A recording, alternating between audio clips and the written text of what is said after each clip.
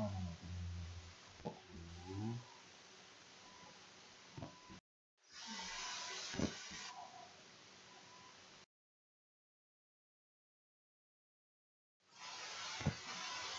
Pada materinya yang pertama ada ahamiyatu ma'rifatullah, pentingnya mengenal Allah.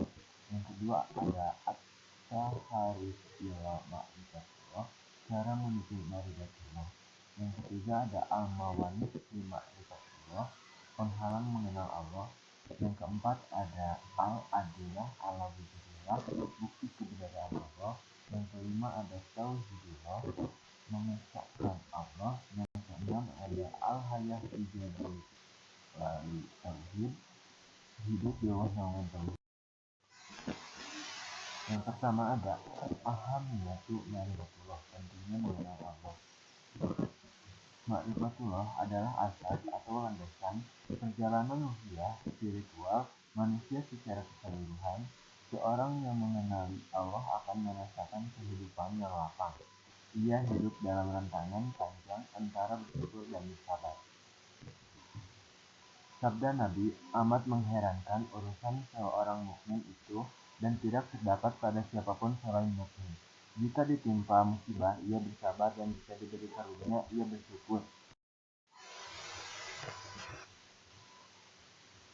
Dari ma'rifatullah inilah kita sebagai manusia terdorong untuk mengenali para nabi dan rasul, untuk mempelajari cara terbaik mendekatkan diri kepada Allah, karena para nabi dan Rasulullah orang yang diakui sangat mengenal dan dekat dengan Allah. Dari ma'rifatullah ini kita mengenali kehidupan di luar alam materi seperti malaikat, jin, dan roh. Dari ma'rifatullah manusia mengetahui perjalanan hidupnya dan bahkan akhir dari kehidupan ini menuju kepada kehidupan bahagia, alam kubur, dan kehidupan. Yang kedua ada at-tarikh ila ma'rifatullah, yaitu jalan menuju pengenalan terhadap Allah Subhanahu wa Ta'ala. Allah Subhanahu wa Ta'ala tidak menampilkan wujud zatnya yang maha hebat di hadapan makhluk-makhluknya secara langsung dan dapat dilihat seperti kita melihat hidup. Apabila kita ingin mencapai sesuatu sasaran, pastinya kita mesti tahu apakah dan bagaimanakah jalan yang akan menyampaikan kita kepada sasaran itu. Begitu juga dengan sasaran untuk mengenal Allah, bukan sembarang cara boleh digunakan, karena jalan yang tidak betul akan membawa kepada pengenalan yang salah. Jalan menuju kepada ma'rifatullah adalah menelusuri ayat-ayat yang terang dan jelas sebagai satu pernyataan dari Allah. Ayat ini adalah pernyataan-pernyataan pengenalan yang difirmankan oleh Allah sendiri di dalam Al-Quran. Selain itu, ada juga ayat-ayat kauniyah yang menjadi bahan berpikir manusia terhadap kejadian alam yang begitu unik ini. Dari dua jalan ini, Islam mengajak manusia menggunakan akal dan juga naluri untuk mewujudkan ma'rifatullah. Kedua metode ini akan melahirkan keyakinan, langsung mencetus pembenaran atau tasdik dalam hati kecil manusia yang akhirnya membuahkan keimanan yang mantap terhadap Allah SWT. Nomor 3 ada al-mawani ma'rifatullah, penghalang mengenal Allah. Makrifat merupakan salah satu aspek dari kejadian disiplin ilmu tasawuf yang disandarkan kepada sumber ajaran Islam, yaitu Al-Quran dan Hadis, atau sunnah yang tercermin dalam praktek kehidupan Rasulullah SAW. Kata makrifat yang secara khusus menjadi konsep spiritual Islam di dalam Al-Quran memang tidak ditemukan harfiah. Tetapi dalam digali makna, makrifat yang menjadi inti kesucian dari substansi berbagai pesan dalam Al-Quran, kata yang berakar dari Arafah dalam keseluruhan Al-Quran disebutkan sebanyak 7 kali dari 71 kali penyebutan. Itulah dapat diketahui bahwa makrifat dalam Al-Quran memiliki banyak arti: mengetahui, mengenal, sangat akrab, hubungan yang pasti, hubungan yang baik, dan pengenalan berdasarkan pengetahuan mendalam.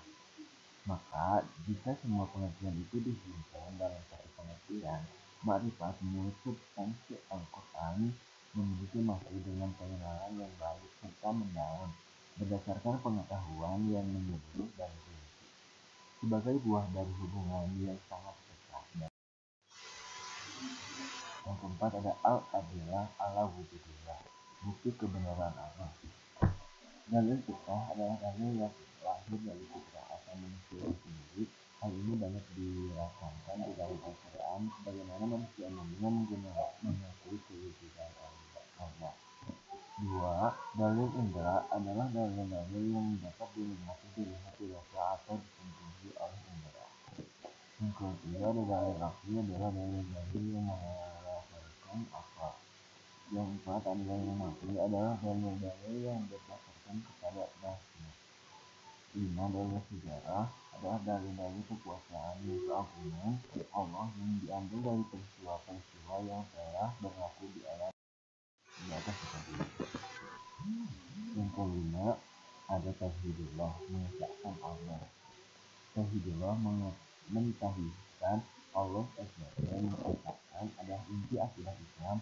Di dalam kasus tauhid ini kita mengesahkan Allah dari segi rububiyah, maksiyah, dan juga uluhiyah.